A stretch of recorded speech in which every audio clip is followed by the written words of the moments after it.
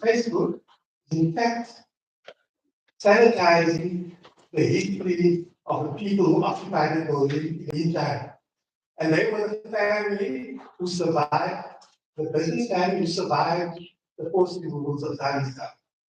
So their memory was being erased, and what was revealed was a history that didn't necessarily reflect the diversity of what time stuff. My post wasn't allowed. And in that spirit, we're going to have a wonderful debate today. So, welcome. My name is Jacobs. I'm from Jakupa Architects and Urban Designs. This is our second E1T1 program. The purpose of E1T1 is for us to have debates that sometimes isn't comfortable. And the purpose and behind all of this is so that we can share ideas, debate ideas, and hopefully we leave this evening with deeper understanding. If not of the new ideas, at least of your own ideas, new position. Each one comes from a history where Dad and I used to throw stones and burn piles in the 1980s on streets. And while we were boycotting, we ran programs, we were 16-year-old. We ran programs in school hours where we taught each other. Okay,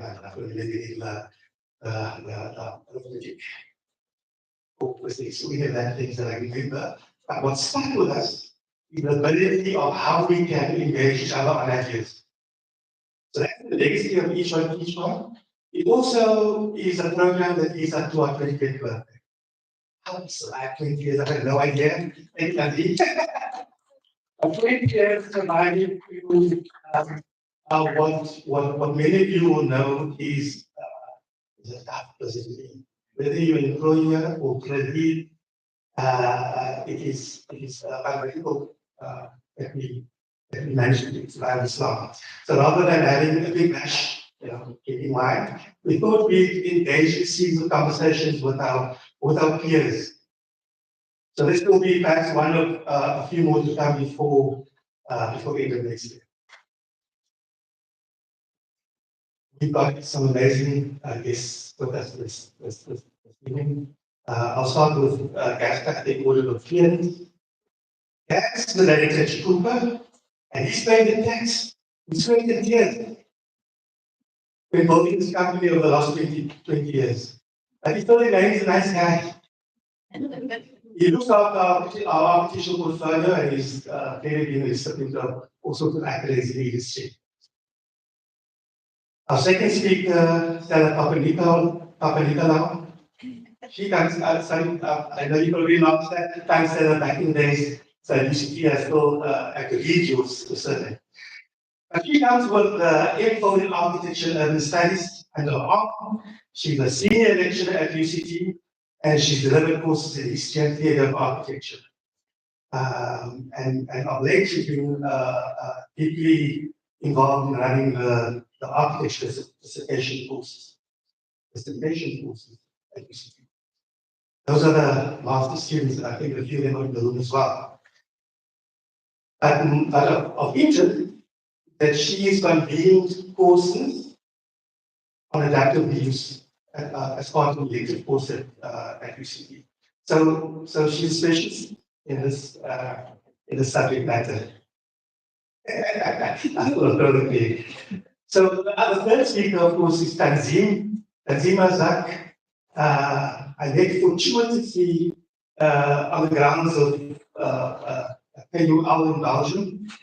And that's also where she completed her master's in human settlement. She runs an award-winning practice with an incredible mind. And her practice name is Lemon, so I encourage you to look it up. And she's super sought after as a lecturer, as an examiner, as intellectual, at all sorts of universities and academic institutions. And we're also very proud of her achievements elsewhere, including delivering a Sophia Gray Memorial Lecture, amongst the piles And they all three have very, very long CVs, as you can tell. But that's just who they are. I encourage you to meet them, say hello, and continue to debate with them, of course. Because we are indeed in a esteemed company. Included in the esteemed company are our sponsors. And I have to give them a word of thanks. Science, Styles, Voltec, LSFC, they made all of this possible. So thank you very much for your support. Okay, rules of engagement. We talk about these conflicts and exit issues. We actually disagree on some ground rules, please.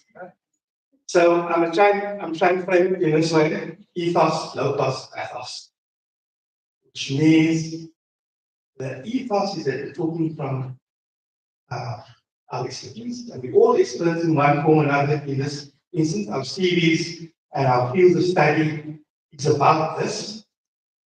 Low cost and pathos. Pathos is emotion. I want to talk with emotion tonight. Because low cost is only about the rational and the logical arguments. And sometimes the logical arguments needs to be tempered with what we feel. So I encourage you to participate in the debate. You'll have a chance to air your views, and encourage you, don't be shy. I may even pick on you. So come, so let me get come, yes. I'll do gently. Okay, so that's the foundation of hopefully, our rules of engagement, and we always treat each other with respect. So we want you to be open, be honest, and participate, of course. Each speaker will have 20 minutes, and I'll be the referee. So please look out for my timing. Afterwards, we'll have a Q&A session with debate. After that, we're going to encourage you to meet somebody new. If you don't know the person, don't find the person, you can say hello. Okay. So get a review. Leave the evening after having met one new person. Okay, so before we get to the real business of debate, I first need to invite Michael Bergstrom to come say hello to us. He's the Citizen Speaker President at the moment, and after that, I invite Gabs to take a podium. Michael? Cool, thanks.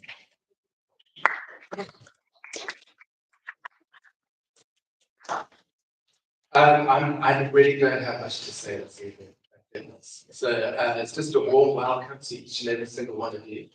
If you're not yet a member of the Institute, there are forms downstairs, in case the ladies will help you out. If you're interested, there's a website, so you can have a look at going deeper over there.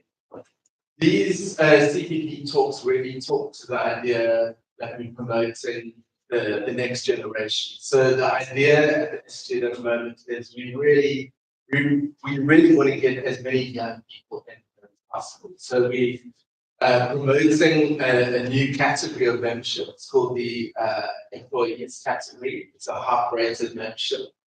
You'll get everything full members get, and equally, we have now got a free membership to all students at all four of the universities of architecture.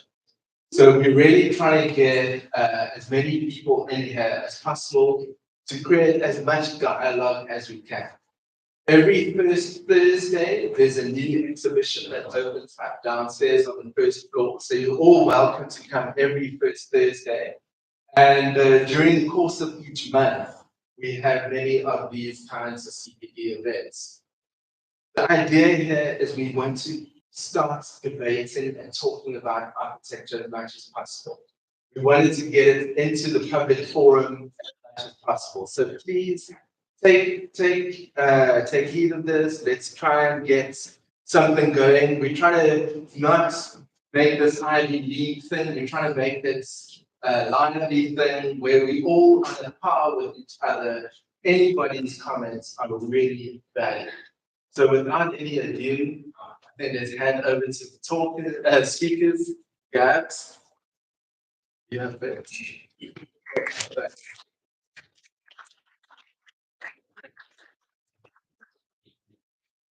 Thank you, Michael. Thank you, Khalid. I'll be nice. I think just before I start, replanting the Jakupa for this program, the series, and for CIFA. I think CIFA is undergoing a new era with lots of changes, and as Nathan said, I do want to encourage you to join up as sign up as members. So without further ado, my job today is to introduce the subject of adaptive reuse. So just as a build up to this event, we started just we see the adverts, it's supposed to work there to reimagining heritage. So my team at the office, we're going to branding with ChatGPT, and the synonyms for adaptive reuse, and there were a number of issues that came up. So you'll see.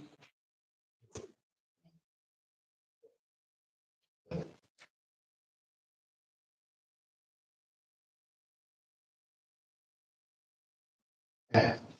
The number of phrases that comes up. So from reimagining heritage, adaptive renovation, historic rehabilitation, preserving structure, repurposing, recycling, renovation, conversion.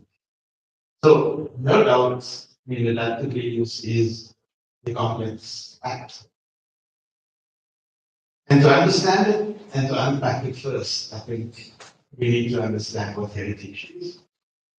So I was reading an article, actually got it here.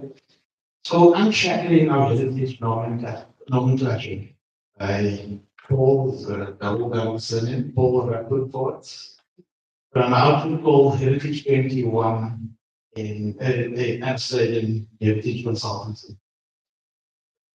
And what he claims is, I'm going to read a portion of the article, and he says, why do we call ourselves heritage consultants when in fact we are much more?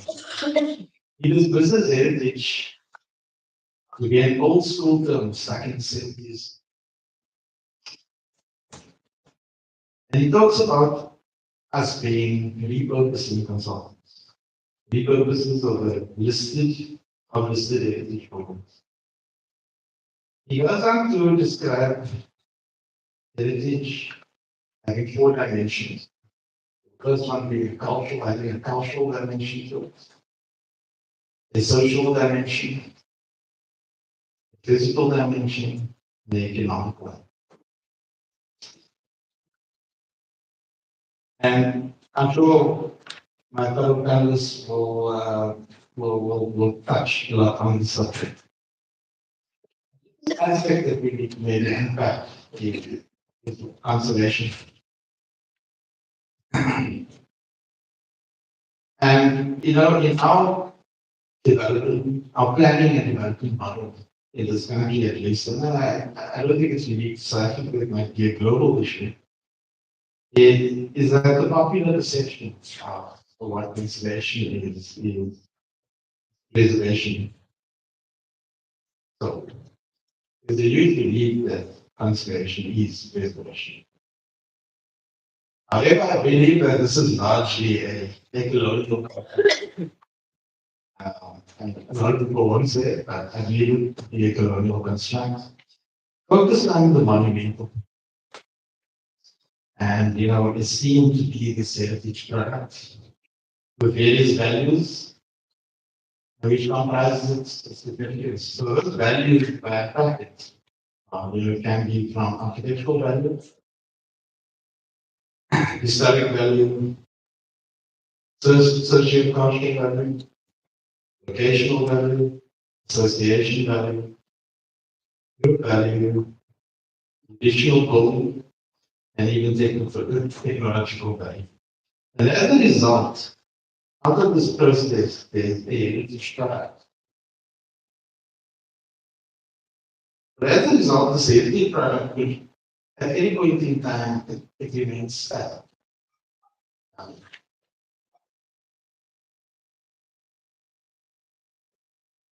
Well, I believe, I don't think I believe this belief, but I believe preservation is a lot more than, conservation is a lot more than preservation. Smart appropriate usage, managing change, retaining values, and understanding the life cycle science of materials. The diagram that I've drawn here is actually more about evolving, identifying or manifesting problems over time and solutions over time, being adapted and enhanced over time. And what you have at the end is what I believe should not be regarded as a heritage product, but rather a cultural resource, which continues and to continually be adapted and changed. And the resultant is a cultural resource that continues to change and is, in fact, not static, but rather dynamic.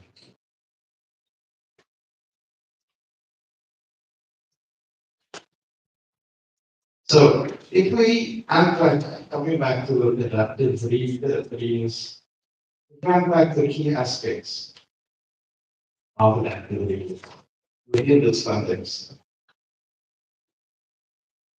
Let's say I'm somewhere back in these 5 points. So the preservation of history, saying it helps maintain the historical significance of the building, allowing communities to retain their identity and heritage.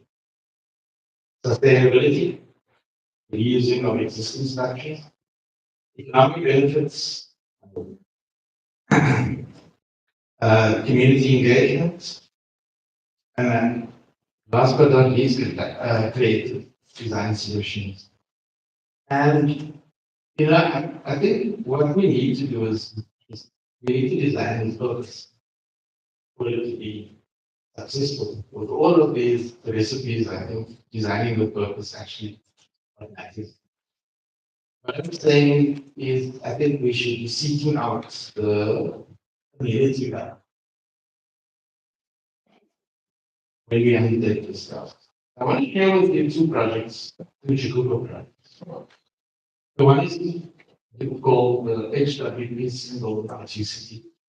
The other one is the Kasani electric grid. Those of you that know our campus, we're virtually neighbors across the road from each other.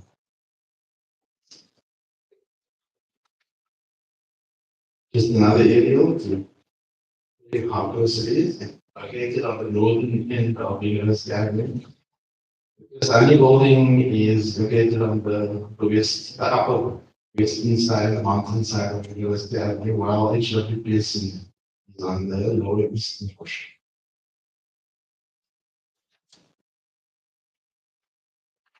This is a map from the Town Abrams survey done in 2016, and you'll see that they enjoy different gradients. The HWP gradient is a grade, what you call a grade 2 pH test, which stands for provincial heritage site. The one of the Sunny building is a grade 3A, which is a slightly lower grade. Both of these buildings form part of the science precinct of the city. Yeah, I'm going to start with the HWP symbol. So this project was given to us after the big fire on the 18th of April 2021. The fire ravaged 6 buildings at UCT, including the famous Cherry Library. And the HWP building was one of the 6. Fortunately, not the entire building was raised. The majority of the 4th floor, the majority of the building was damaged and managed. The majority of the building damage was limited to the 5th floor north sides. You can just see the image of it before, during the fire, and after the fire. So the floor plan of that floor. Our initial scope was limited to the blue shaded area, and it was virtually a replacement project that was there, replace what was there. We had managed to extend the brief to a convincing client that taking into account universal accessibility and other compliance issues that they extended to the entire floor.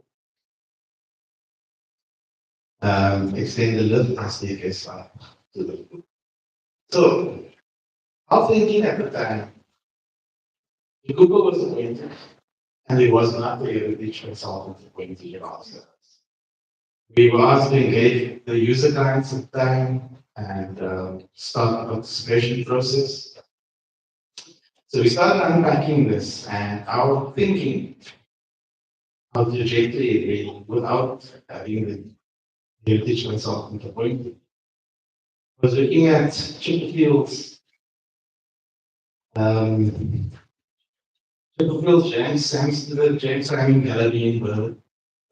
And I'm going to read you the extract there. Chipperfield argued for a more holistic understanding of protection and conservation, focusing less on the merits of individual buildings, one on the complex character of cities, towns, and villages. According to the approach group that neither the fetishes historically distancing it from the present, no abandonments, all existing values completely and enforceable existence. Treating the past as an active part is the value of the ordinary can be better appreciated and new architecture can make a more positive contribution to the wider. This was our thinking, and this sort of juxtaposition of old and new was the route we were going to take.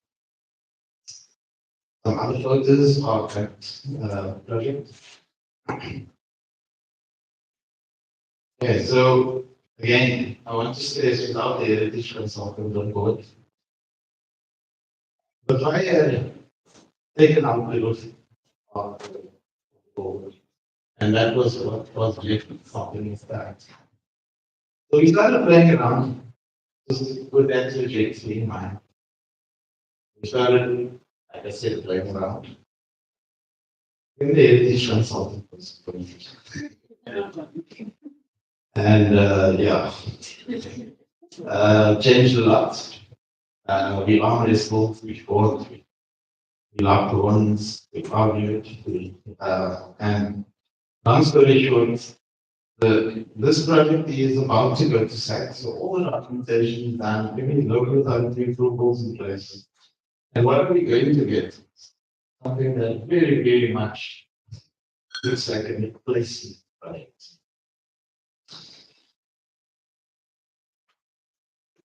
The plan all was lost. The trajectory thinking for us led us disappointed with what we want to achieve. The plan we managed to achieve the universal accessibility overlay, as well as the compliance of the entire project. We managed to achieve a container space as an interiors, and with the green start for interiors, and it will be a personal mind that is not standard. Developing different parts that makes up all of these things. Like I said, I'm not going to stress too much about it, but I'd be lying to say if I'm not a good disappointed about not having that. And that's all the issue. The next project is going to be time. I'm going to actually do that. So design, so just located across the road from the HWPC building, the regional building built in 1952. And notably, this was 10 years after HWPC, only 10 years. With the north side of HWPC built in 1942. Okay, in this case, we worked with skill, and we worked with Lolo Landry as our heritage consultants, and it was absolutely. We engaged together with them, and they gave us some heritage indicators on how we could go about this, starting from the renovation and alteration, an extensive reconfiguration and partial rebuilding, retaining the facade and new building behind it, or a full demolition and a new building, a new infill. Those are the four indicators that they had allowed us to. We went with number 2, which is the extensive reconfiguration and partial rebuilding. Just to explain the concept. So we try to keep some of the heritage buildings, predominantly the envelope of the building. Reuse the traffic. Underpin the building. And excavate the new basement underneath, where we relocated the new theatre. The actual theatre. Add a new structure, a new steel structure as an insertion inside the building. We articulated the roof to allow for light and ventilation. And then the connectivity to the interstitial spaces between the neighboring buildings, using or an interpretation of the document. We introduced passive ventilation strategies in the building, but in the form of ventilation shafts. And the concept comes together, as you can see. Starting in the basement, the lecture room, the new lecture facility, the ground plane, and with the new, refurbished places to University Avenue, and predominantly housing and use student material for food output. A mezzanine level that allows a library component and study facility. And then this is the level that interfaces with chemistry more on the back side, so on the western end of it. And we created a new place to chemistry wall and housing a new science center on this level. And the Dean of Sciences office is on the top floor. Just some images of models, images, artist musicians, and the interpretation of that. The original building, when we location, and the refurbishment. This is on University Avenue. The chemistry wall, yes. That's when we will finish creating that new space onto this. Then we also invested a lot of time in salvaging. So this was the original lecture theatre, and as you can see, it's very, very steep, non-compliant. And this is the new lecture room that is housed in the basement. We looked at salvaging, as I mentioned, trying to keep as much of the historic elements as we possibly could, like balustrades. We reused the timber of the desks in the lecture room to create whole paneling on the ground floor for food kiosks. And these existing bay windows, they try to retain even the steel windows, just refurbished. And then the existing trusses. We take it off, refurbish, brought back to set, and reuse. So, one thing that really stands out for me on this project is the multidisciplinary interact. So we were fortunate enough to be appointed as the interior developer of the building. And we developed the loose furniture selection and interior concept around it. Just some of it. And going further, so Jakupa came up with an idea where we thought that other than pylon sign on the University Avenue. And people also, just that his life was not celebrated enough in the whole. So we came up with what we called the Remembrance Project. And we sold this to UCT without any money. We managed to convince them to put money up. So in consultation with the Army family, we developed a carefully designed illustration to practice and strategically placed them in the book. So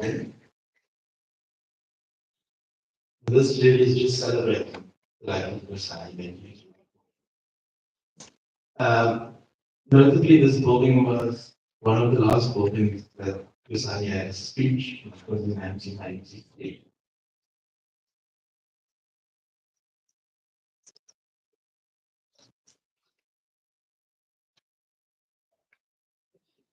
Okay, so in conclusion, saying being repurposing consultants as opposed to heritage consultants, our remit is much wider and more than 100 year holistic in essence. We are not stuck in the heritage side of devoid of all other implications of the on the environment. Heritage is only one part, but certainly not the whole picture. Thank you.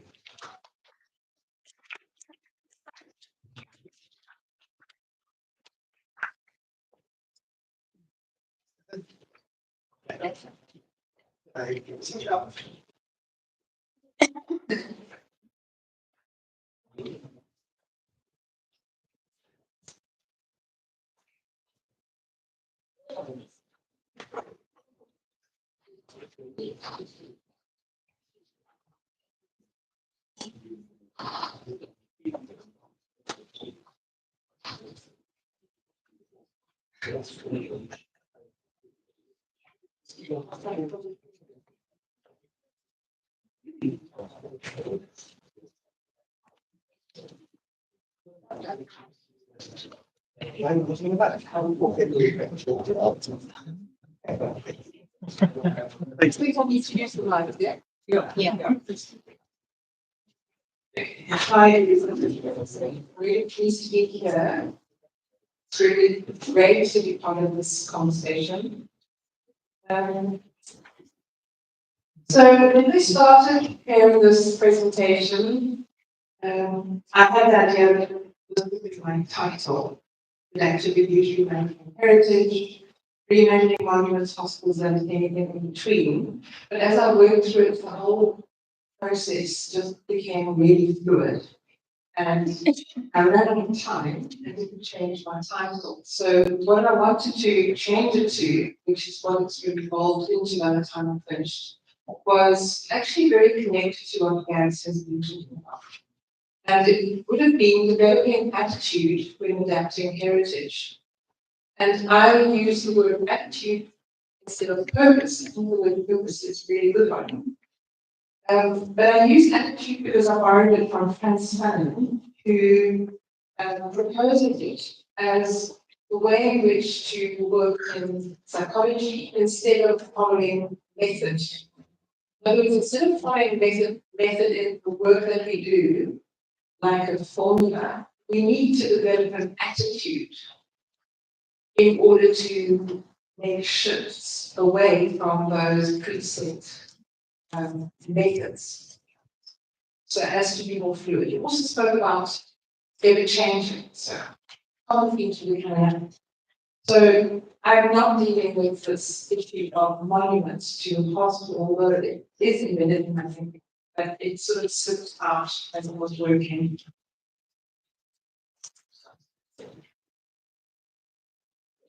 So the 20th century. And I'm going to be dealing with a topic that's close to my heart because I teach modern architecture and it's always on my mind. The 20th century is modernism's century. It's a century in which modernism, although many scholars believe modernism started many years before, it is modernism's century. It's the moment in which the human race basically considered to becoming urban species. And it is also the century that has formed the 21st century, because now we are obliged to mitigate what we have damaged. Series of multiple modernities. Oh, no. Modernities. Modernities among families. Begin to use that old. Mention option theories. The idea of modernism as a Western theory must be challenged.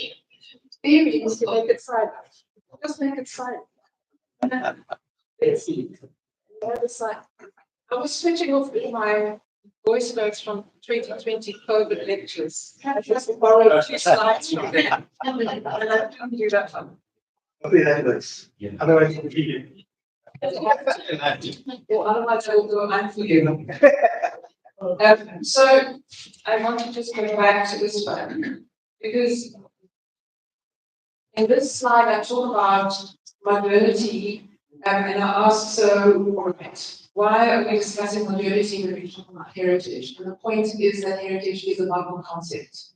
It isn't a concept that existed before. It came through the processes of modernization, where devastation of technology, new technologies, caused devastation on the planet, to the point where people started to worry about their environments, and this would be in Europe, for example.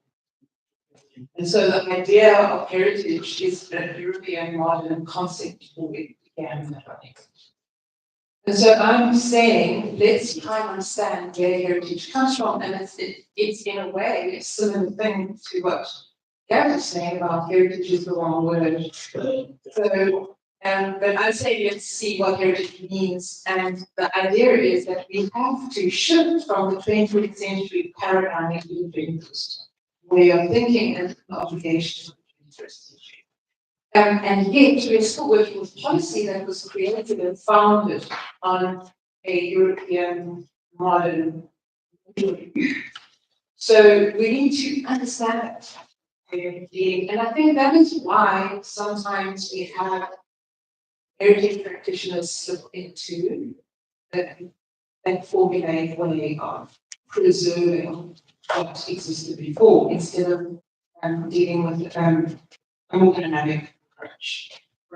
So the next point I wish to make is that even though the European colonists imposed their ideas of modernity onto their colonies, eventually these colonies, these non-Western societies, appropriated ideas of modernity and made them, they brought them together with their historical traditions and their cultural practices. And yet they are still modernities. And so there is a classical theory that believes that modernism equals to modernization equals to Westernization equals to modernization. But if we believe that there are lots of modernities, then that is not the case. Right? So we need to distinguish between Western modernity and modern, and there are multiple of those too. We have the socialists that develop their own kind of modernity, and the capitalists and the communists. So there are lots of influences that have slight limitations, but they're all modernities. So so my slide I'm going to time on. So what are the common concepts? The common concepts are the notion of collective identities always being reconsidered, challenging authorities, and the idea of protest, the idea of these are the ideas of identity in the 20th century were not taken for granted. They were being reconsidered. The architects were reconsidering the language of architecture. But reconsideration, and also the common denominator is change. Everybody agreed that change is inevitable. And in this climate of change being inevitable, modernity is developed.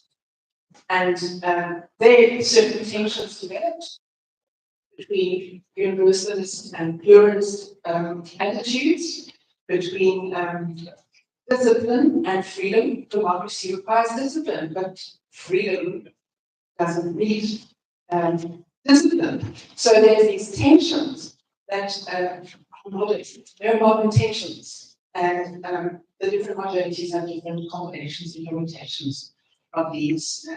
But one very important issue is the idea of emancipation and the ability to imagine another world and to reconfigure a new social order. And that is what determines, that is what defines the various modernities. And some of them might be autocratic, and others may be, more free, but they're all modernities. So UNESCO comes out of this Western modern climate where there's devastation and they need to save monuments. And the underlying ethos is fear of loss, and therefore preservation. Fear of loss because there's massive destruction. Fear of preservation starts to become the reaction, and all the policies that come through. And I'm not going to go into detail of all of that, which I had intended. I think it's going to take too long. But I think the key point is that there are many conventions that influence on the ground heritage practitioners right down here in Cape Town that start at UNESCO level. And so the principles that form the Athens Charter and then the Venice Charter, they're all based on this idea of preserving and the emphasis on the material as the material having an obvious significance, which experts would know to identify and would need to discuss. So that was how the Europeans understood and used the expert. But what it doesn't take into account is the inevitable change that's going to happen and needs to happen. And we cannot go with fear of loss. And so even though UNESCO formed the 1972, this is around 1972 convention, what that was for the preservation of monuments. The 2003 UNESCO convention was set up in order to rectify the bias, the European bias that the 1972 convention established and didn't allow for non-Western societies to it didn't make sense. So they did this intangible heritage, meaning that they will preserve various cultural practices like dances and songs and weaving and etc. But they were still preserving them, freezing them, and not allowing modern life to change them. So there is that public that I'd like to just put there. And a heritage critic, Laura Jane Smith, said all heritage is intangible, even if it is a building.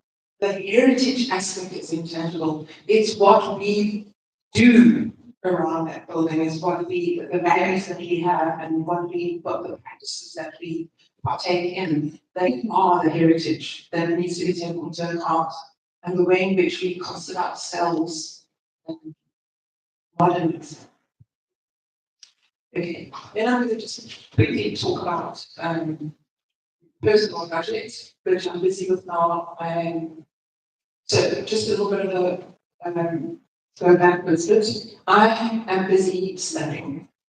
I did teach adaptive reuse, we called it ADAPT at UCT, during the time that the school had this program where we had electives for honours and masters with research topics.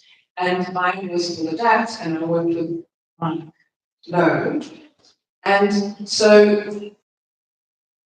what we did is we worked with students on adaptive reuse. We worked intuitively.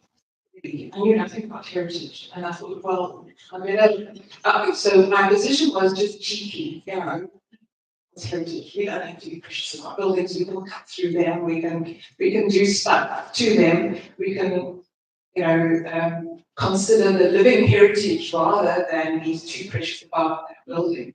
But in order to challenge the system, you need to know it. So I embarked on studying in this program to become much more familiar with the world of heritage practitioners, and it has been really enlightening, and I have been really grateful to the program for opening my mind even further. And so my dissertation is about cinema heritage as cinema buildings and cinema going. So I'm not sure if cinema going is heritage is considered a heritage, an intangible heritage, but it's certainly a cultural practice. It's a modern cultural practice. It has changed people's lives. It's significant in their lives, and it is not possible to disentangle it from the building, because the experience of watching a movie in a cinema building depends also on that building and what that building offers. And so these two projects, these two buildings present the two different positions on how one could look at heritage. The first one is the view, or the Baijiu, as the locals call it. Baijiu is as architects, most of us would say it's really quite beautiful. It's a beautiful Art Deco building. I never liked Art Deco. Since I've been studying cinema, I've grown to really appreciate the fact that Art Deco was about imagination. It was light. It was like Bach's intellectual kind of agenda of meeting the zeitgeist. It was about appealing to the imagination of the popular culture. So it's very interesting that it actually did what the avant-garde were trying to do, and that was bring art to life, to everyday life. So it's about everyday, even though it's a grand building, it actually brings grandeur to the everyday. And so architects would agree this has a heritage value. We mustn't destroy it further than it has been destroyed. It was destroyed in a fire. So. But it no longer functions as a movie. So there's no cinema-going heritage, although cinema-going heritage exists in the minds of the people who build it now. They value the little traces of that old culture, that old technology of cinema.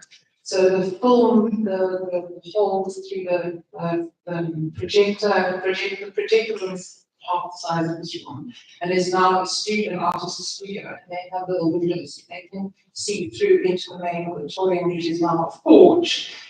So it's been completely adapted in use. So this is a really adaptively used project, which was done spontaneously by its owner and users. And they celebrate the culture of cinema every now and again by setting up the building with the neon lights and remembering. On the other hand, the Barbia is not really particularly important architecture. It started off being single-story Edwardian style building built in 1935. So like into what is considered the modern period, but in Edwardian as Cape buildings were very late to follow modern European modern language. And then very soon afterwards, it was turning into another story. It's kind of fancy detailing. It's not really beautiful, but this quarter circle has become a symbol of the cinema-going public.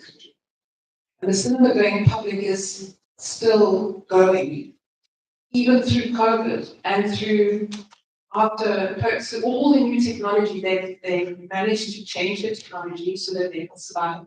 And the owner has constantly changed the building. The building has been disrespected in terms of its material value, but it has sustained an intangible heritage of cinema going, and it's a very strong cultural character.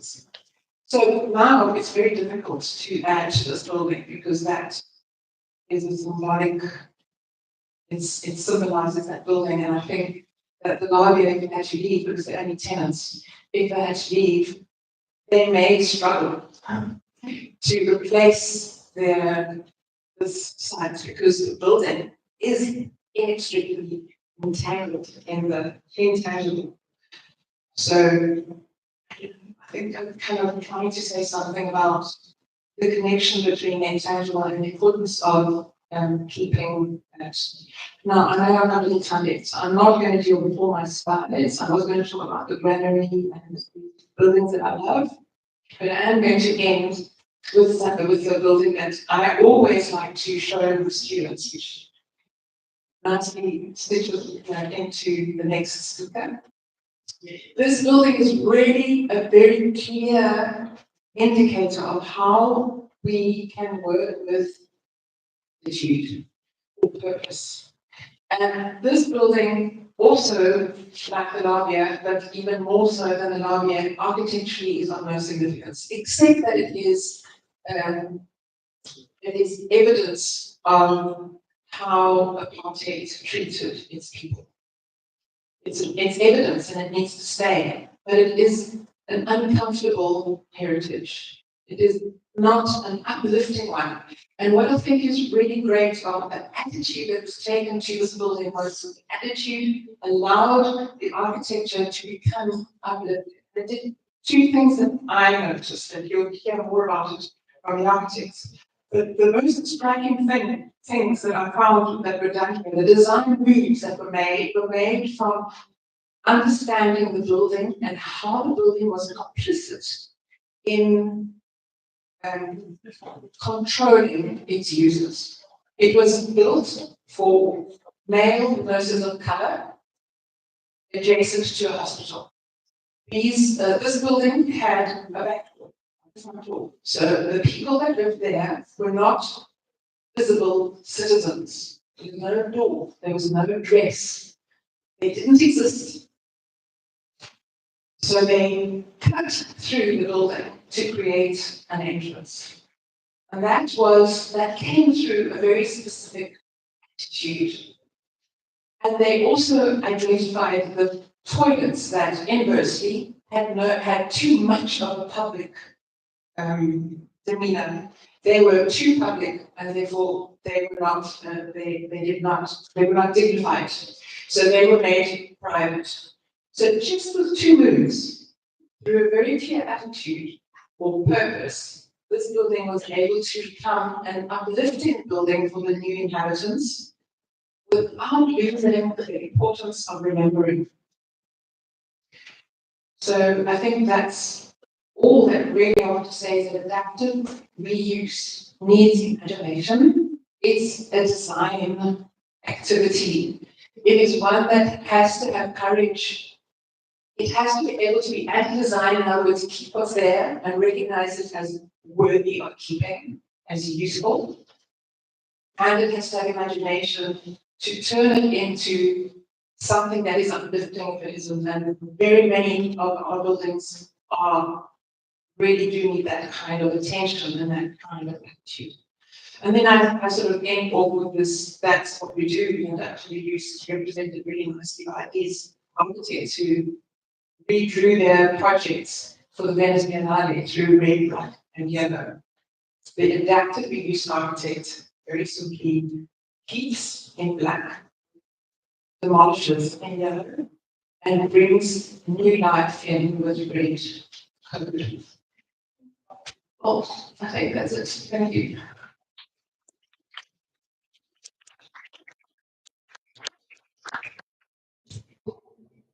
Thank you, Stella.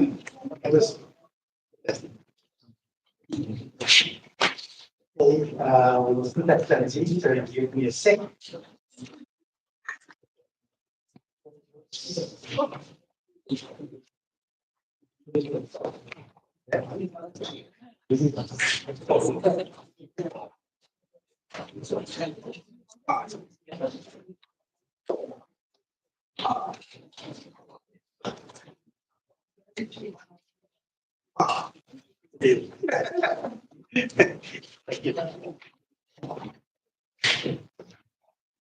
Okay, good evening, everyone. Thank you, the Jakupa team, for this very, very kind invite. As I looked down when he messaged me to do this report, I was very surprised because he identified two very obscure buildings in a neglected part of the city. And I was surprised because generally we ask to deal with more flamboyant buildings or form-driven buildings. So I'm very, very glad to be part of the E1T1, thanks to the team, to reflect on some of the work that we've been doing about. So due to a very difficult timekeeper, and I'll be like, I'm going to read my presentation. Okay, so there is no record of the history of the townships. As part of the individual research documenting inequality in my own township and its adjacent township of Whitehall, which is part of the Benoni location, I continued attempts from libraries and local museum archives to get information on the history of the township was courteously cut short, but firmly said, there is no record of the history of the townships around Benoni. In a more broader search, information that you do get is very more nefarious. Large sections of townships in the Gauteng and Transvaal and was simply ignored or erased in maps. And they were shown as uninhabited. This is the 1960s map of the western townships of Johannesburg, where Town, which was equivalent of districts here in Cape Town, was renamed Trigon after the forced removal. I mean, the irony of that for the telling women. And more tellingly, large swaths of land that were inhabited by black people that had not still been moved by the forced removal times was depicted simply as being empty. And in this case, the Western Township was not named at all, which is this blank space adjacent to Trigon. And all the while, Boston, which is depicted as a colored area, was depicted as empty. So I'm going to refer to Haven a lot. She writes in The Power of Place. She says, urban landscapes are storehouses of social memories because streets, buildings, and patterns of settlement frame the lives of many people and often outlast many lifetimes. Decades of urban renewal and redevelopment of the savage kind have taught many communities that when an urban landscape is scattered, important collective memories are obliterated. And yet, even totally bulldozed places can be marked to be sought to restore some sort of shared memory. So in this context, where we reimagine spaces, and that we start to remember the histories were silent, erased, or simply ignored, the same activities, the same archives, without evidence of those processes, the joys of those places, can either be used to dismiss narratives of the community or to create alternative histories. So how are everyday buildings treated? And whose histories are used and whose histories are acknowledged and valued? Again, Haydn says social memory relies on storytelling, but what specialists call place memory can be used and help to trigger social memory to the urban landscape. Place memory encapsulates the human ability to connect with both the world and natural environments that are entwined in the cultural landscape. It is key to the power of historic places to help citizens define their public past. Place triggers memories from insiders who have shared common past. And the same time, places often can represent shared past to outsiders who might be interested in knowing them about them in the future, which is very important to us. So from this understanding of place memory and the contentious places that we come from, adaptive reuse can be more than just changing the function or extending the lifespan of the building. It has the potential to change memory, change meaning, restore memory, excavate erased histories, and possibly create safety and security that was never had before. So I'd like to explore like 4 buildings.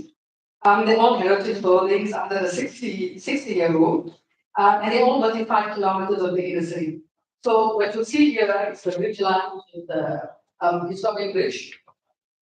So they're taken on this map is an abstracted overlay of a historic map, locating the 4 buildings relative to our office in the historic part of Newtown, and it's the little yellow dot right at the very positioning ourselves relative to our work and where we come from. It's an abstracted mind map of the region of the city, the region and enforcing historic divide between the privileged and the disadvantaged. The north is obviously privileged, and the south, in our case, the disadvantaged. The fault line that continue to divide the powers, that continue to keep the status quo in place, and how that plays out in the design and architecture of these spaces. Please also note the language that's used in historic spaces and in paper, the memory of the hard paper that we read. And I used to define the way we see spaces. Erasure and restoration. So number 3 Casa, which Stella had very kindly introduced. So number 3 Casa was a deliberate building in Johannesburg, Brown contained limited architects, and we worked a lot in collaboration with our colleagues. There was 8 open architects who were appointed to rehabilitate as transitional housing the Johannesburg Development Agency. So for those who don't know, transitional housing is a limited period housing provided for people who can find themselves without accommodation whilst looking for a more permanent place to live. So number 3 Cox's Street form part of the, I'm going to give you a new subterm that might be considered inappropriate but relative to the history, the native section of the old Johannesburg Hospital precinct. The building originally functioned as a native compound or hostel, as we understand it, for the black male staff of the hospital, who were separated from their white counterparts. The building is still today remains one of 2 remaining of its original form, and the one becoming the Workers' Museum, which was preserved to highlight the atrocities of the condition in which black workers were housed pre-apartheid and then continued within apartheid. So located is highlights the yellow part is our building, and it's in a very historic precinct just south of the Constitutional Court and Constitution and the women's chair. So the building was a utilitarian 4-story block, which was with its ablution facility separated, which is on the south part of it, from the main building and connected by a bridge. It was built in 1938. This building was a typical hostel typology that accommodated black workers, as I said before.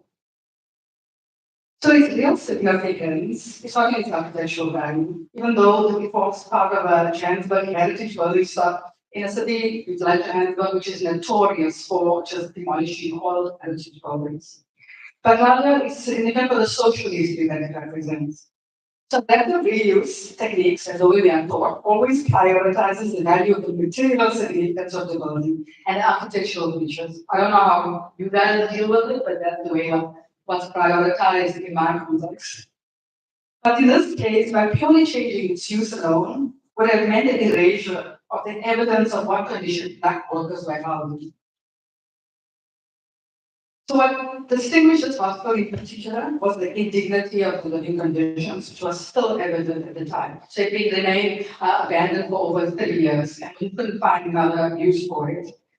Concrete platforms that acted as beds were crammed into small spaces that housed more than you could reasonably accommodate. Other dormitories had concrete slabs and bound with secure locks about. The doors were always short, stable doors that provided absolutely no closure or no privacy. But perhaps the most reflective of this atrocious condition were the ablution facilities. It had no doors. The shower was completely public and open to view, and the toilet stalls had no doors too. With low dividing walls, and the showers were kept open, and when the shower gets public, all in the same area as the toilet. So it was almost like men were dealt with like shuttle. Perhaps the most reflective of the group. Sorry, I'm just jump to my next page. But perhaps the most evident was a reminder of the pre-apartheid areas of injustice, which was the lack of a front door. The building faced the street, but despite this, the inhabitants were forced to access the building through the deliberately created back entrance, as you see here. So what we did is that we marked the new intervention to make legible and physical the differences between the old and the new. This was done by clearly marking all the new work is green. And so you can see even the countertops and the wall mark is green. If I'm mistaken, and this was done by clearly marking all the new work is green so that the transformation was made clearly legible. This included the creation of privacy by adding doors. We lengthened doors and created privacy barriers where they were none. This is just some of the stock coalitions we were allowed to enter. And then you can see the short stable doors, they were marked where they were originally, and then the section between the lengthening was also made evident. We also made it compliant, as fire compliance, it's a huge thing which we need to address. But perhaps the most important thing what we did, we tried to reintroduce the idea of dignity, which is so hard to create, which was previously circulating in the was not the creation of a front door. The new intervention was highlighted by creating a new entrance sign on directly off Cox's Street, and the intention was to create a dignified entrance to the front of the city. The idea was to rescript the past and invert its original meaning by exaggerating the front entrance and seeing it as a green carpet that's rolled out to the city. And then you can see how it was interpreted. We'll see this image before. Literally a highlight of a green carpet that's seen intentionally, and it goes all the way to the front of exaggerating that level of dignity. Place memory and how we see that. The project was undertaken with collaboration with architects in Leeds, a good friend of ours, for the rehabilitation and adaptation of an existing house and site, which I call a Manor House, for the City Brenner Institute for the Biomolecular Sciences for the University of Jakupa. So the Mount, as it was called, it was built in 1910. It was located on Jubilee Road. It's one of the first sites established in Parktown, Johannesburg. So for those who don't know, Parktown is a very old suburb in Johannesburg, in northern part, the more affluent areas of Johannesburg.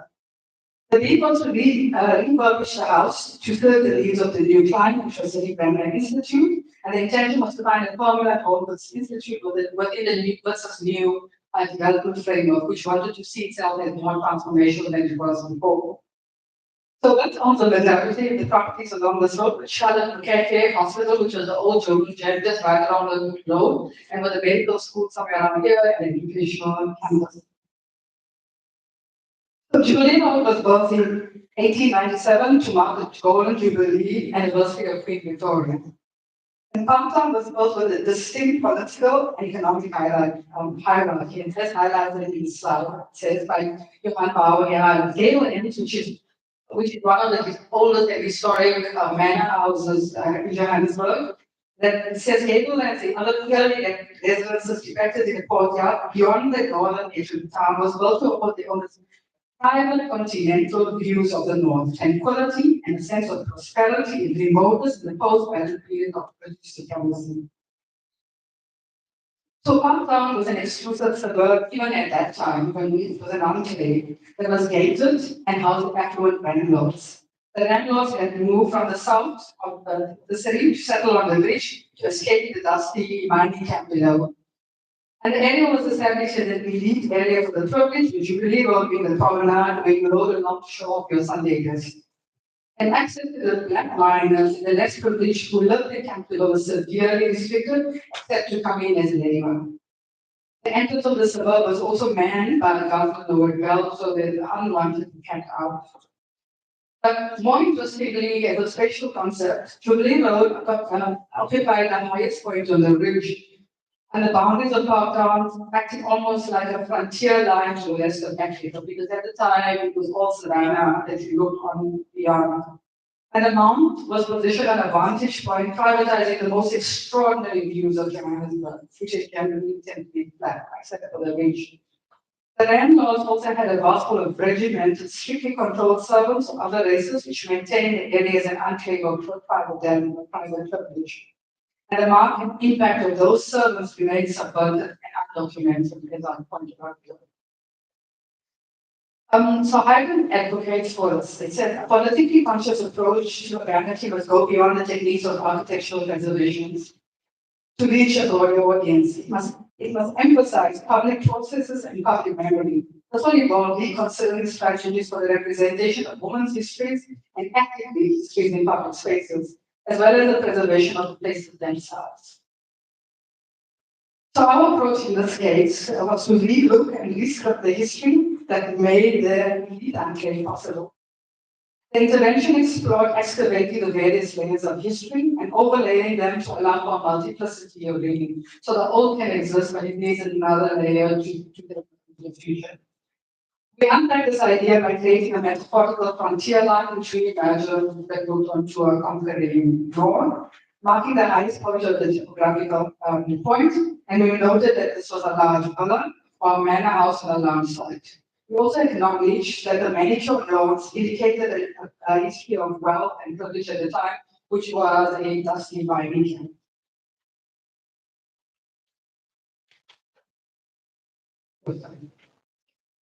I read some amazing book by Jonathan Kane called Summarizing Grass, and he says, as something is innocent, and the lawn is not quite as innocent, might be what you think. Lawn, especially considering that Johannesburg is a water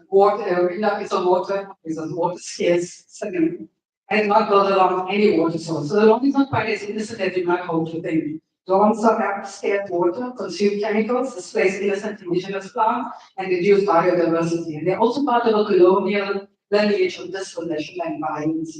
They reduce the political problem of the land to an aesthetic question of landscape, thereby obscuring issues of ownership, redress, belonging, and labor.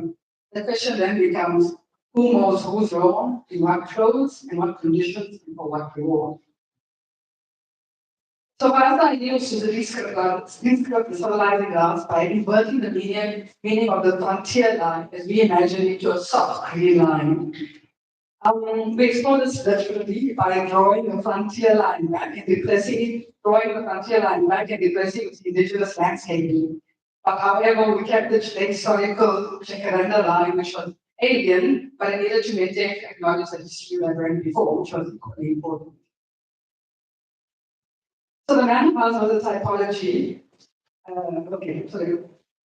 we take also an urban edge where the manicured lawn of the manor house is contested by adding a stronger vanity. The urban edge proposed was to create a line of institutional buildings and the front street which links the two university campuses forming institutional corridor along Jubilee Road. So the manor house typology, and I'm just going to slide through this, it refers to all, what I'm saying refers to all the slides that go on. The manor house typology of the single large mentioned was a vast landscape was typical of the affluent suburbs, which remains today. The segregated lifestyle of the affluent played within these spaces. The service staff were completely separated from the residents, including separate entrances, etc. And those who decided on what you live in cramped conditions adjacent to the stable. So this little dot, this is a little space over here, which all the staff will live on the side, serve the manor house. So these are the yellow areas are areas that was previously inaccessible or made completely public or changing in order to reimagine. We'll go through the details of that. On the side here was that additional little bit was the staff quarters, and this was the reimagined laboratory for the university, which was the stable. So the stables and the coach houses were far larger than luxurious and than the residences for the workers. So particular attention was paid to the northern suburb of the house, both right on the edge of the ridge, overlooking an expansive view which effectively privatized one of the venues in Johannesburg. So we wanted to challenge this appropriation, invert this power by creating a glass block within the facade. And within this glass block, the Institute would imagine more public amenities within the brief. So here we deliberately place the library and the boardroom, so thereby appropriating this privatized space for more public function. So original columns that had been hidden, some demolished, were uncovered and reinstated. So the newly designed glass box and steel box was deliberately shifted off its axis to acknowledge the differences of its colonial past and reflect the new democratic history and function of the building. It has an added intent to reinforce its meaning by making the most public spaces. So just going through some images, the shifting of the axis, the creating of the large box, and then opening that just view out of goes all the way to Johannesburg, going. The killing field. The image almost 15 years ago at Cycle Hustle, and it continues to haunt me today. Till today, the impact of fire continues to ravage in particular housing, and driven by the desperation to get accessible, affordable housing in places to live. The vulnerable who have no choice and forced to live outside the law in conditions which they put their very lives in danger. So these are like 8-year-old sets, which is very hard to get used to. And this is particular to Johannesburg, but I suspect for the NGOs like retraining the city, it might be low income, which they indicate on. And so the need for housing is absolutely desperate.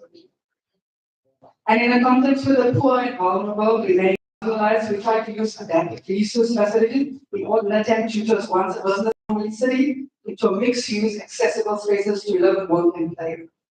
And turning into spaces that are safe and compliant with law. And although through this hub, we hopefully it will still remain affordable.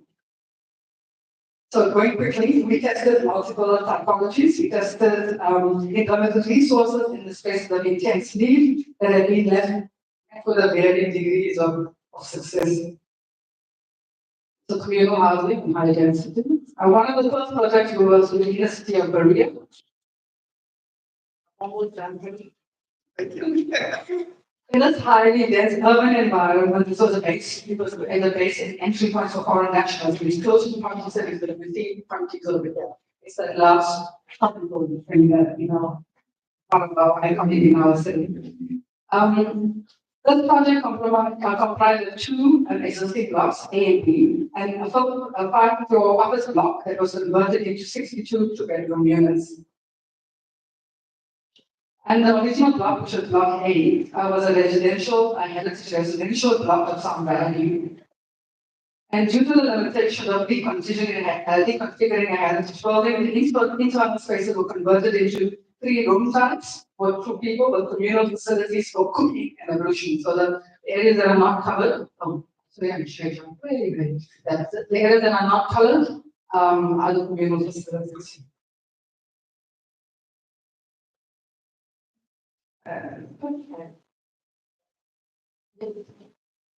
So some images of the existing heritage building, and then the before and afters of the heritage building. And this is a 5-story floor, and then converting into affordable housing.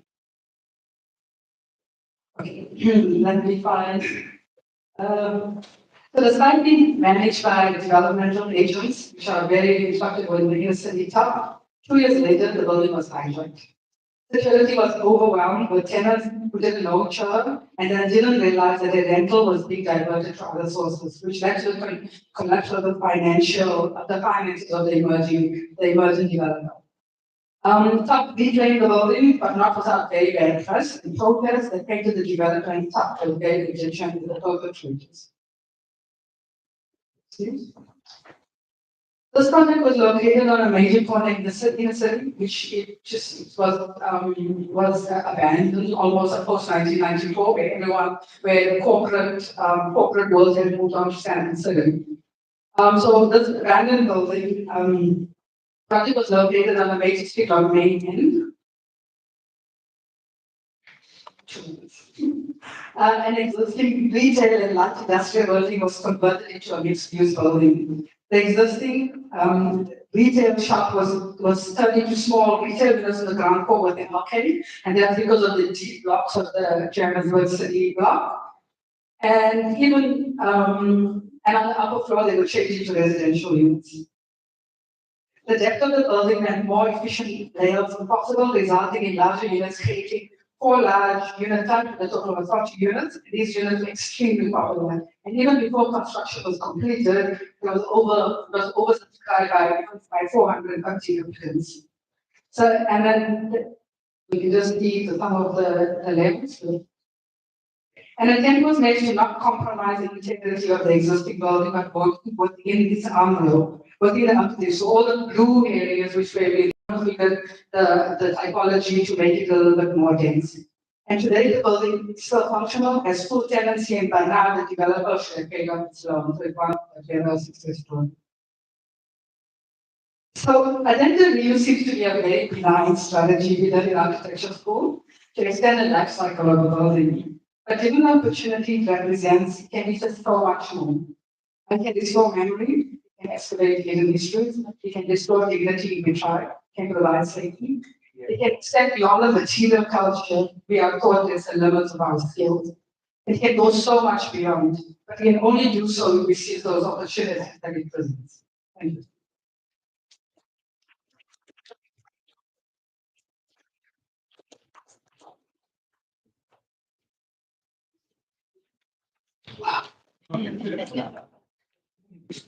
Thank you to the speakers for the care, certainly this engaging subject, for the time and preparation, etc.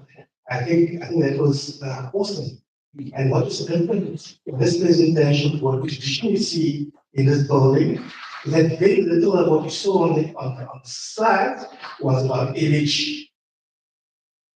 What we delved into today was the meaning as opposed to image.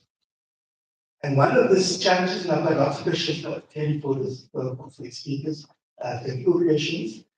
And I'm going to explain myself, we'll start with him on time. I want to engage you first and allow you either raise issues or ask questions directly. Do you mind telling me your computer? Thanks. So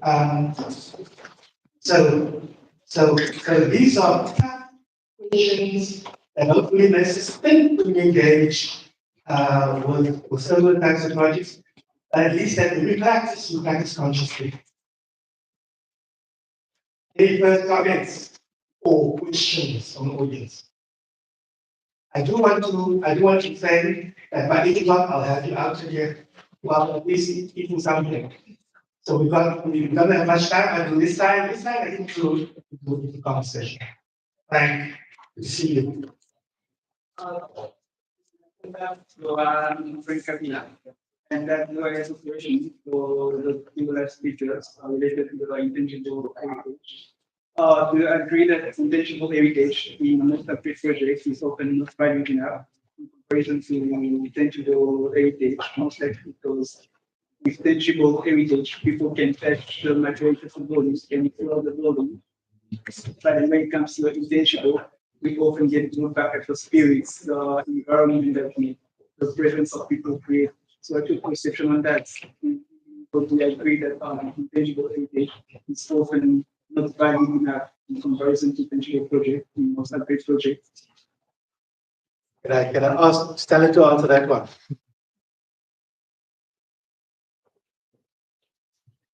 I can reframe the question if you want. No, please. Okay, so yes, I think that's part of what I'm saying is that the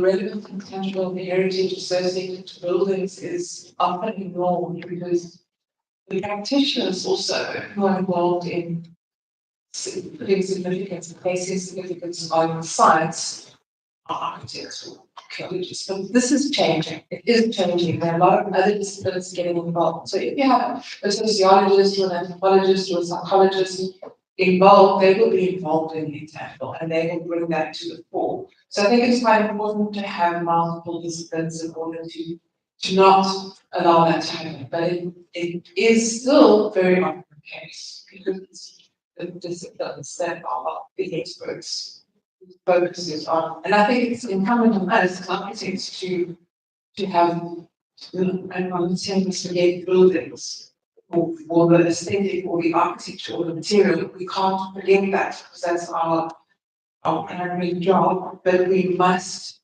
also understand that we are at the service of the intangible. The material is actually the service of it. So I think it's an ongoing changing process. Is heritage racial?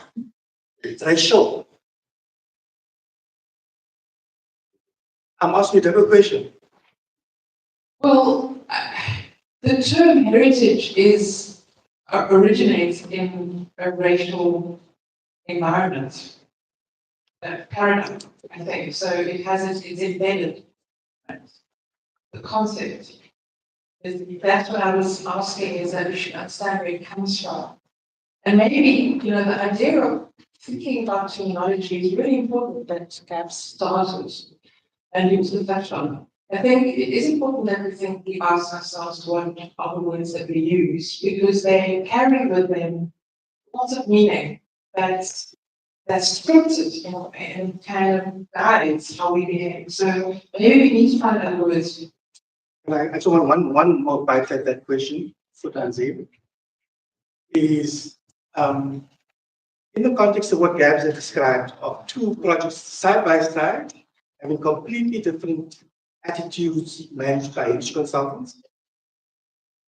How do we get beyond the discrepancies with the gatekeepers? How do we deal with such vast attitudes, different attitudes towards heritage? So again, I will start with the fact that everything I've shared with you today, I don't share with the clients. Because there's a lot of self-censoring that needs to happen. So with the language that we use as practitioners, the one that we are experts in, is the tangible. So we go to what we've done to change the use of it.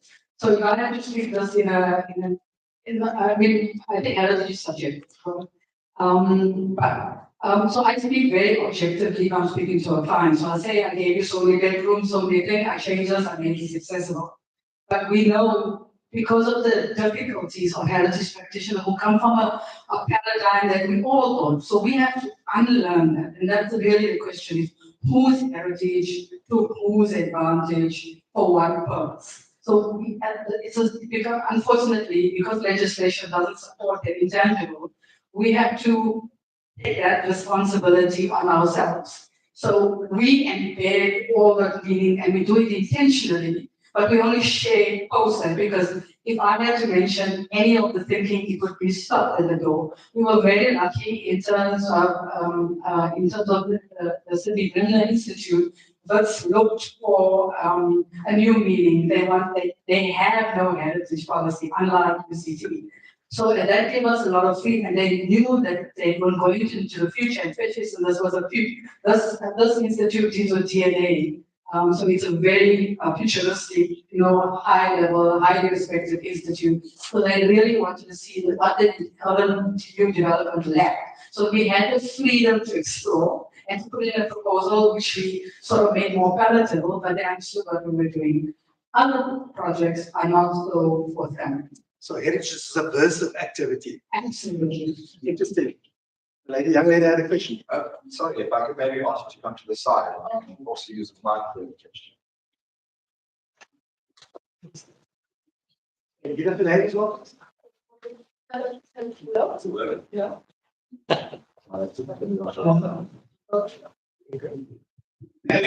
Hello, my name is Uwetu. I'm still a student in my final. The conversation was quite insightful. I think it was very useful to hear different perspectives from quite a range of people. I find there was quite a lot that she said in common and we gestured at each other as well about. And there was quite a lot that stood out as like very individual traits that you all carry because of your own histories and backgrounds. Obviously, it was very well targeting heritage. And I think that's I think the answer to that question was again simple. And for my question, which kind of is that I see that with Tanzim you landed this, and this is a heritage, and you kind of wanted to preserve everything and change very little, which you highlighted when you introduced the project, saying only one cheaper change, which is like a celebration of the entry and exhibitions. And then we've got VCT, which is very heritage, and we want to change a lot, like let's get out there, which is very fun. And you were kind of restricted and kind of to work within those bounds.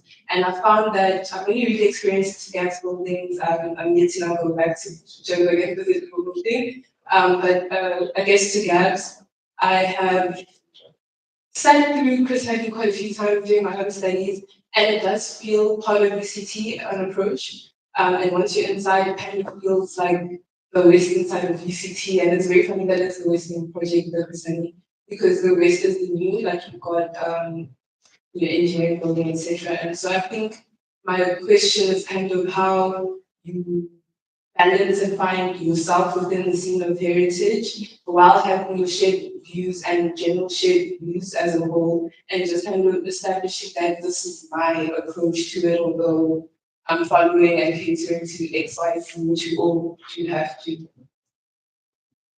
Did I answer that my question? I'm sorry. How do you evaluate success? How do you start thinking about this kind of thing? Firstly, I think every project is unique. So I think what's been common in all three presentations is, deciding with purpose or meaning or attitude as they mentioned. I think in my experience, and I mean, Jakupa's, we've gone through quite a bit of adaptive beliefs, repurposing projects. These are only just two that we focus. In every project, it takes a big idea. It takes you seeking out that amenity value and working with it. And it's always about pushing power. It is always about that. I think heritage can, I mean, it goes much deeper than just talking about this evening. I mean, we talk about amenities, we talk about sadism as well, and that sort of touched on that we haven't gone into those type of things. And there's success stories in that, and sort of not so successful stories with sadism. If you look at designing, you could somewhat call it the sadism as well. Anyway, but yeah, I'm coming back to, I think every project is unique. And you can seek that value from any project, whether it be a building intervention or through other interventions. Perhaps, Tanzim said that you have to be subversive to practice in this space. Does it also mean that you have to be an activist? Perhaps. I used to ask you. Sorry, yes. Are you an activist? Yes. A little bit. Yes, definitely. You have to be an activist. You have to start pushing against the norm, pushing against the rules. This 60-year thing, it's actually nonsense. I'm 42 years old. So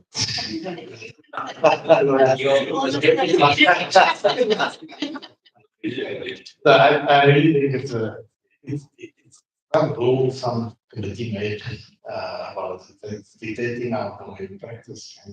Coming back to the first question, actually, your question Khalid, about it being racial. I don't think it's racial. I mentioned it in my presentation. It's certainly a colonial concept. That has been forced down our throats. And was the baby design? Remind me? This is a question from the floor. From Yeah, just engineer, so a little bit what you guys do. One of the things that obviously all the ones it came not to be really good. Global concept is not the position of right. In that building you're talking about 16 air conditioning sits outside, it's I believe used monstrosity. Remember at the time you were putting solar on that roof. I kind of wonder how much of that is a strategy from a point of view of is it something that you can incorporate into your thinking, convincing clients, purely from a thermal comfort is one of the biggest concerns, particularly university level. And as they become more modern, more and more air conditioning is put into it. Become more subsidies outside because it can't be incorporated into it. Just one way with us. It's a strategy. That's a loaded question. But I mean, like the data, my own views are clean was the act of retaining a building is a lean act, the act of repurposing a building. So, putting solar panels on traditional building or I'm not quite convinced that I think to do. So where do we draw the line? I think the type of things that we looked at is more passive. trying to deepen the north facade so that you can deal with the land and sunlight issues, dealing with appropriate resume and layering buildings so that you can deal with and that. Well, I would say it costs money. It doesn't cost money, but it's not technological ways of doing it. I think that the passive elements to me means more. And how you incorporate that in a heritage building. Heritage building is again quite unique in every project. Where you draw that line is very, very important. You can really mix it up. Thanks, Gabs. Thank you, Harrington. I'm going to pass to someone else. I think it's a question for everyone on the panel.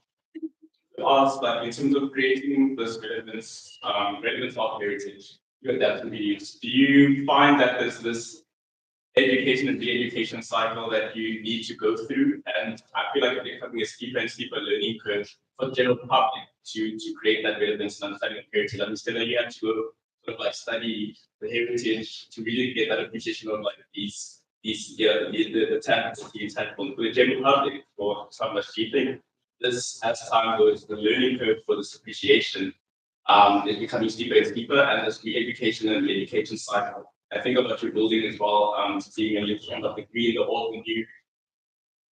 Does that then become an issue of the public needs to continuously be educated? Because we don't see that meaning, and there needs to be, as you said, in our parents, we have this huge paragraph where you have to like learn and educate yourself to create that appreciation. And how often does that need to happen, which can become an intangible product of the population, you know, and not just a formal exercise that has to be delivered for to happen? Yeah, I'll start to take that question, please. I've got one more question for Tanzania, and then we're going to, let's say, have a conversation elsewhere. So, start first. Yeah, that question can be answered. We have a very long answer. So, I think it's quite important not to educate the public, but to be educated by the public, especially for issues of intangibility. I mean, if you look at sustainability, material sustainability, you become quite technical and you need an expert, and you have to try and figure it out. That's what design is bringing all these different aspects and trying to satisfy them all, but you have to have an attitude to decide which one is the one that's going to drive the project. So the big idea. So I think it's important that constant engagement with people about their environment is necessary, and people will constantly update their knowledge and appreciation, and as will the experts, so will the experts. Thanks, Melody. So, I have lots of open questions, but I want to say a simple question for you, Tanzania. Your presentation described a method of how you reuse a building, and I changed the meaning. So the question is, that strategy applicable, appropriate to be used on the House of Parliament? Is the occupation of that building by a certain regime changing the meaning of the place? So, although it might seem a bit radical in terms of what I've mentioned, I think that our strategy is a multiple layering, is a very equitable one, because it doesn't override. And a heritage friend of mine had told me this when we were doing number 3 concert, and he said, why does your interpretation in this moment in time matter? Because in 50 years, you're going to be the past. So it needs to take the ego out of it. It's really not about me. So I feel as an activist, I feel strongly in this moment that the loss of memory is important, because the fear of loss, it previously was preservation, but we have a reinstitution of loss because of erasure. So we trying to bring back those memories, but in 100 years time, that's going to be irrelevant. So our strategy is a multiplicity of readings. And I think I'll apply that as well to the Parliament buildings. It's like, what was there before let's value what we think should be seen, because we want 50 years time, a building of national importance should have multiple readings, but it should also be not a static, rigid thing. So if my nephew comes in 3 years time and is, wants to replace that building, he should have the freedom, or in 100 years time, to demolish parts that are no longer appropriate. And that means there's multiple readings, allowing for adaptability in the future as well. So it means that we need to set aside our own, even though they might feel morally correct at this moment, that to set it aside for other things to happen. Fantastic insights and thoughts, and hopefully it gets you thinking for conscious practice. On that note, I will hand over the reins to Nicholas and Preston to do the word of thanks. Thank you.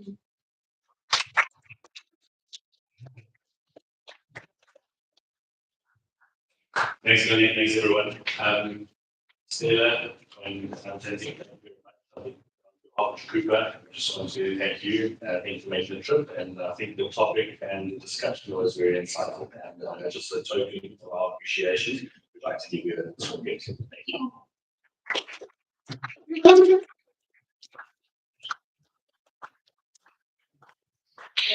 I would just like to thank Chris, Paul, and Natasha. Thanks for always just coming up and for making this for us. Thank you much.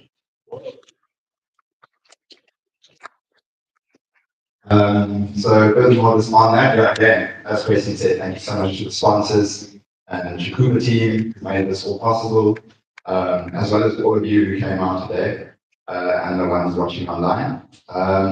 Before we indulge in the food and drinks and mingle and chat some more, we actually have a closing presentation by Sebastian Hitchcock, who is from Team Now, and he is going to chat briefly about the competition that Team Now has on at the moment. So enjoy, guys. Thank you, thank you. I'm actually here to challenge Jakupa architects to enter a design competition. Nicholas, we're on. Sorry. I'm going to rock it through it, and possibly then people if you'd be interested. Just to start, the Nana is a group of recent graduates who have not paid our taxes all with our sweat.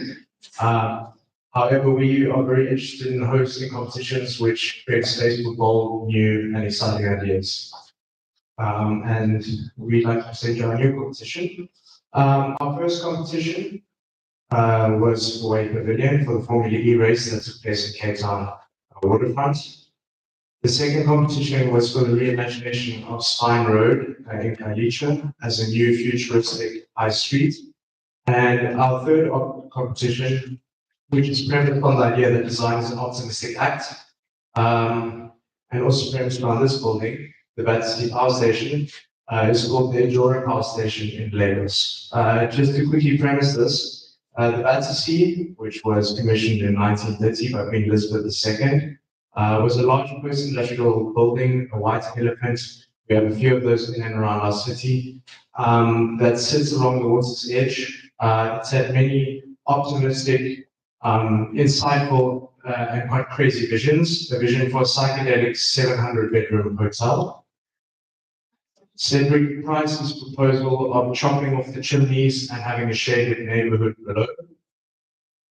And Grimshaw's proposal for a high-tech interior surrounded by this post-industrial outer kind of envelope, if you will.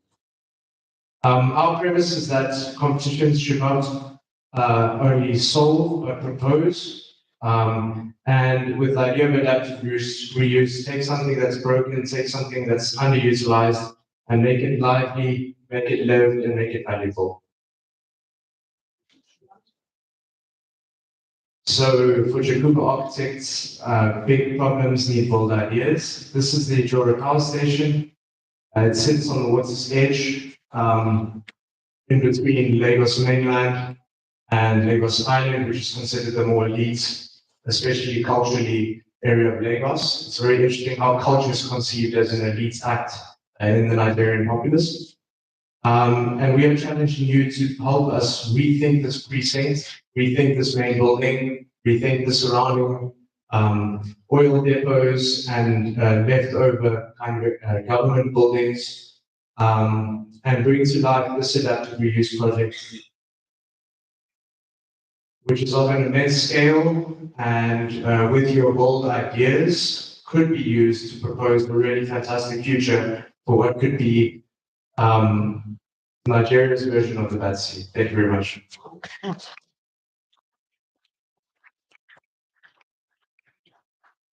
That concludes the presentations part of the evening. So please, if you guys can stick around, we will chat, and as Lee said just now, make sure you meet someone new tonight. So thanks, guys. Cheers.